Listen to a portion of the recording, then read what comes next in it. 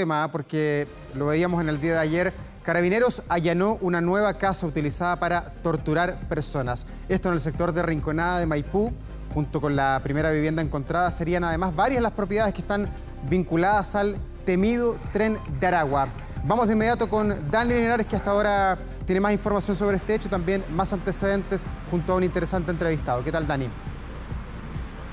Claro que sí, Davor, un hecho sin duda inusual si hablamos de la criminalidad nacional, pero es un hecho que lamentablemente se ha dado ya en el último tiempo cuando hablamos de criminalidad internacional en nuestro país. Vamos a conversar precisamente de aquello, de las modificaciones que han habido en torno al análisis de este tipo de delitos junto al fiscal regional sur, también coordinador del equipo ECO, del Ministerio Público. Respecto a este punto en particular, yo decía, es alejado, ¿no?, de la criminalidad nacional, pero ya es algo recurrente en este caso en las investigaciones que ustedes han podido ya liderar. A ver, sí, nosotros lo que hemos ido pudiendo establecer junto a los equipos de fiscales que están en ECO es básicamente una diferenciación entre lo que es la criminalidad netamente nacional, que tiene un radio de acción territorial determinado, que uno puede determinar quiénes son los vínculos familiares que ellos tienen, los aspectos patrimoniales, etcétera, que es de mucho más abordable que el resto de las investigaciones. Y por otro lado, estos grupos que son producto de la inmigración o transnacionales, como también nosotros los llamamos, y que tienen formas y una cultura delictual absolutamente distinta a lo que tenemos, a lo que hayamos visto en este país durante toda nuestra existencia. Ahora, con esa aparición de estos grupos que son transnacionales, ha aparecido la violencia como uno de los elementos que ellos tienen fundamentales en la forma en que actúan y en la forma en que van consiguiendo los objetivos, que es, por un lado, tratar de amedrentar a las víctimas para conseguir, obviamente, dinero de parte de ellas, pero por otro lado está la utilización de ciertos mercados ilícitos con los cuales ellos pueden sobrevivir y pueden, obviamente, no solo sobrevivir, sino que conseguir cuantiosas sumas de dinero. Me refiero concretamente a ámbitos como la venta de ketamina, me refiero a algunos mercados como, por ejemplo, la compra y venta, o sea, la compra de vehículos que son robados, los que posteriormente son ingresados al mercado y algunos eventualmente puedan ser sacados del país. Y también, obviamente, que algunos giros como el robo de teléfonos celulares que posteriormente son vendidos en distintos lugares de nuestro país, y ahí hay que tener mucho cuidado porque nosotros hemos empezado a señalar de que en este ámbito, cuando uno compra una especie robada, muchas veces va a partir de eso tener las manos manchadas con sangre, toda vez que estos son los mercados que estas organizaciones transnacionales están utilizando para efecto de lograr los objetivos que buscan. Lo que buscan siempre estas estructuras criminales no es otra que conseguir dinero. Fiscal, son utilizadas para el control territorial de esos espacios en particular, usted decía por el mercado de la droga, pero además son viviendas, ¿no?, que se utilizan para torturar, amedrentar a quienes son secuestrados, pero son de paso, más bien, ¿no? Van avanzando en diferentes viviendas dentro de la región o bien del espacio donde finalmente ejercen este control. A ver, nosotros históricamente en nuestro país hemos tenido secuestros que generalmente se dieron siempre casi en la totalidad de los casos en el ámbito de narcotráfico. Eran narcotraficantes que secuestraban a otros, delincuentes que secuestraban narcotraficantes, y a partir de eso, para lograr el rescate, exigían dinero, joyas, oro y también eventualmente droga, dependiendo el tipo de organización de que se trataba. Pero ahora y por lo tanto, perdón, en ese ámbito los lugares de reclusión que se usaban eran prácticamente los que tenían ellos mismos, no había la adquisición o el arriendo o la utilización de algún inmueble que fuera distinto a los que ellos tenían. En este caso en particular, estas estructuras criminales que son importadas, digamos, al país, traen un sistema de trabajo en este ámbito delictual que es mucho más avanzado, pero es mucho más cruel y es mucho más violento. Por lo tanto, ellos lo que requieren para efecto de lograr los objetivos que buscan siempre es tener lugares que les den las condiciones para tener las víctimas por un tiempo ahí secuestradas, para ser torturadas, eventualmente ejecutadas o sacadas del lugar y ejecutadas en lugares cercanos, como hemos estado viendo en Rinconada, Maipú y en otras comunas de la zona occidente. Esa es la forma en que ellos están actuando y por lo tanto por eso requieren de vivienda y lugares como los que ustedes vieron el día de ayer, que son absolutamente alejadas de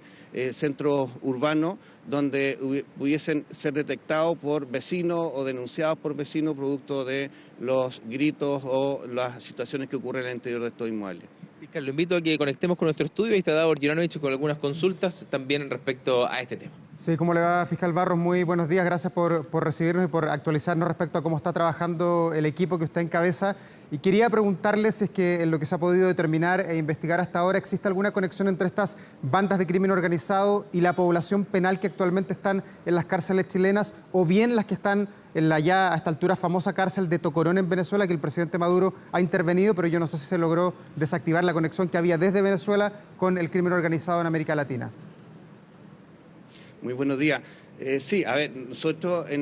tenemos varios tipos de organizaciones que operan en nuestro país, que son organizaciones importadas, como señalaba recién, producto de la inmigración ilegal principalmente. Y estas organizaciones, algunas operan como especie de organizaciones satélites, pero que tributan generalmente a otras estructuras más grandes. Sin embargo, en estas últimas causas que hemos visto a propósito de estas casas que hemos podido detectar, que se utilizan para efecto de secuestrar personas y posteriormente ejecutarlas o a partir de ahí llevarlas a otros lugares, o simplemente liberarlas si es que pagan los montos de dinero que ellos están solicitando. Entonces, al menos estas estructuras que hemos visto a propósito de estas dos casas tienen relación con la organización internacional que todos conocemos, que es el Tren de Aragua. Ya. ¿Y con presos que están hoy día en cárceles chilenas existe conexión? Porque vemos a cada rato el allanamiento, se detectan nuevamente celulares, hay comunicación desde las cárceles chilenas con el exterior. ¿Hay algún vínculo que usted haya detectado allí con la población penal que están en las cárceles de nuestro país? O sea, nosotros hemos detectado como Ministerio Público la existencia de vinculaciones con sujetos que están al interior de las cárceles y que son integrantes de organizaciones transnacionales. En este caso en particular, nosotros, a propósito de los secuestros que hemos estado teniendo ahora, no lo hemos detectado. Sin embargo, una de las cosas que tenemos que tener presente siempre es que estas estructuras criminales funcionan como una especie de empresa. La única diferencia que hay entre una empresa legalmente constituida y una empresa ilícita como esta es el objetivo que ellos tienen. Si el objetivo es lícito o ilícito, esa es la única diferencia. Sin embargo, lo mismo que una empresa, si usted despide a un gerente o el gerente se incapacita o fallece o algún integrante de rango inferior, lo que hace obviamente es contratar a otro. Esta empresa hace lo mismo, porque una de las características de la asociación ilícita es la intercambiabilidad de sus miembros. Por lo tanto, cuando un miembro cae en el sistema carcelario, un miembro es abatido, usted va a tener probablemente uno o dos días después a otro integrante haciéndose cargo de esta estructura nuevamente. Por lo tanto, es una especie de tentáculos por todos lados, porque es la única manera en que estas organizaciones funcionan y la única manera en que logran finalmente los objetivos, que es conseguir, en este caso, lucro y dinero. Fiscal, se llega al domicilio de la jornada de ayer, producto de otra casa no destinada para estos mismos fines. ¿Esta hebra investigativa termina aquí o, a su juicio, hay mayores antecedentes respecto a otras viviendas que podrían ser también pesquisadas en el tiempo breve? Nosotros hemos vinculado las viviendas a 5 hechos que han ocurrido en el último tiempo en la comuna de Maipú. Estamos todavía en la etapa recién de seguir buscando otras vinculaciones y tenemos afortunadamente antecedentes y evidencia que dan cuenta de la existencia de otras víctimas y de otras personas que estuvieron y pasaron por esas casas y por lo tanto estamos buscando esa línea. Ahí lamentablemente lo que nos complica demasiado es que son personas indocumentadas o ilegales y eso nos hace más difícil el camino para lograr establecer quiénes son las víctimas por un lado, pero también porque muchas de estas víctimas están vinculadas también a hechos ilícitos y por lo tanto tampoco quieren aparecer como víctimas. Acá hemos tenido secuestros de personas que se dedican a ciertos nichos comerciales, como por ejemplo en Providencia al robo de celulares a través de motochorros, que han estado secuestrados y que han pagado cifras mayores a 100 millones de pesos por lograr la libertad. Entonces, y afortunadamente todavía este fenómeno está encapsulado de extranjeros hacia extranjeros principalmente, y es porque se manejan en los mismos mercados los ilícitos, en los mismos ámbitos que ellos operan. Principalmente en el último tiempo ha estado vinculado mucho este hecho con la venta de ketamina, que es un mercado que está siendo ocupado por estas organizaciones inmigrantes y que por lo tanto eso hace tener entre ellos, por ejemplo los ciudadanos que son inmigrantes colombianos y venezolanos, tener este tipo de conflictos que finalmente lleva a que secuestren, como fue el 14 de diciembre en este caso en Vicuña Maquena, el primer hecho que tuvimos que nos empezó a vincular estos inmuebles en la comuna de Maipú, que paguen y por último son finalmente liberados, pero hay otros que no tienen la forma de pagar y que son ejecutados. Fiscal, ¿cómo se ha ido adaptando este nuevo equipo del Ministerio Público? Hablamos del ECO a esta nueva criminalidad, ¿no? Usted lo relataba, una situación súper distinta de lo que conocíamos en nuestro país. ¿Cuál ha sido la adaptación a su juicio que ha tenido hoy día el Ministerio Público en esta materia para poder tener los hallazgos que hoy día se han logrado finalmente, de poder desarticular a ciertas bandas? A ver, el fiscal nacional cuando asumió uno de los compromisos que planteó era básicamente que había que trabajar mucho lo que era el crecimiento que habíamos tenido sostenido desde el 2016 al 2023 de el imputado desconocido en delitos violentos, básicamente, que había aumentado una tasa bastante importante. Y una de las razones por las cuales entonces él plantea crear este equipo tiene que ver, entre una de ellas, disminuir en este caso la brecha de imputados desconocidos en este tipo de investigaciones. Por otro lado, tratar de darle una mirada nacional al fenómeno, en este caso a mí me toca tener la mirada regional, que esto es fundamental toda vez que nos permite ver no solamente delito a delito en particular, sino que ver los fenómenos criminales que se están produciendo en la región metropolitana y eventualmente los fenómenos criminales que también se van trasladando a otras regiones del país. Recordemos que este fenómeno de la delincuencia pura y dura que se ha dado con estas organizaciones transnacionales comienza en la zona norte del país y comienza el desplazamiento, lo que era absolutamente lógico, hacia la región metropolitana, porque acá es donde están los más grandes nichos ilegales en los cuales ellos pueden explotar. Entonces, de esa perspectiva,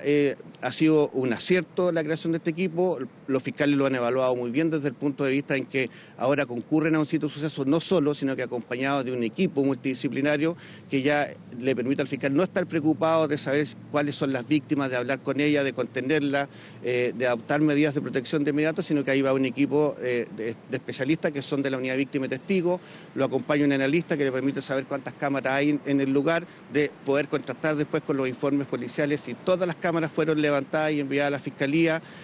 Nos permite también tener alguna evidencia como evidencias que están en el mismo lugar o también de la existencia de testigos que están también en el lugar y que podrían cooperar en la investigación. Y lo mismo el abogado que también apoya en este trabajo al fiscal, toda vez que hay muchas veces que pedir medidas intrusivas a los tribunales en el mismo momento o en los momentos posteriores al inicio de la investigación. Quiero preguntar precisamente por un hecho ocurrido la jornada de ayer por la noche, ¿no? Donde un menor nuevamente se ve involucrado en una situación, entiendo, relacionada por la compra de drogas, ahí donde finalmente fallece. ¿Y qué otros antecedentes se manejan respecto a esta situación y por qué la participación de este menor? A ver, sí, esta es una situación que nos tiene bien preocupados, básicamente porque en los últimos 2 meses hemos tenido 7 víctimas menores de edad, por lo tanto principalmente lo que tenemos en cuanto a menores participantes de esto es en calidad de víctimas, no tanto en calidad de imputados. Y eso es un número que nos tiene que preocupar, toda vez que son niños, niñas, adolescentes que están muchas veces expuestos a este tipo de hechos, principalmente a las balaceras que se producen cruzadas entre organizaciones nacionales y por lo tanto caben en esta lucha que se produce entre las bandas nacionales. El hecho de anoche está siendo investigado todavía, hay antecedentes que dan cuenta que podría haber detrás de esto un tema básicamente vinculado también a la droga, pero es una información que ha estado circulando en base a los comentarios que se producen muchas veces en torno al sitio de suceso o en el mismo hospital donde fue trasladado el menor de edad que falleció. Pero es parte del trabajo que ahora están haciendo los equipos ECO, tanto el fiscal como los otros equipos de apoyo, para efectivamente lograr individualizar a los autores de este hecho por un lado, pero también para poder contener y dar el apoyo en este caso a la madre y a las víctimas indirectas de este hecho. Héctor Barro, muchas gracias por compartir con nosotros estos minutos respecto a lo que ocurre en nuestro país con estas investigaciones de la nueva criminalidad que ya está asentada en nuestro territorio, en particular aquí en la región metropolitana, con este movimiento natural, decía el fiscal, ¿no? Desde la zona norte del país hasta la zona más poblada de nuestro territorio, que es la región metropolitana. Gracias, Dani, por este reporte, también al fiscal por la gentileza de conversar hasta ahora con nosotros. Que esté muy bien, buenos días.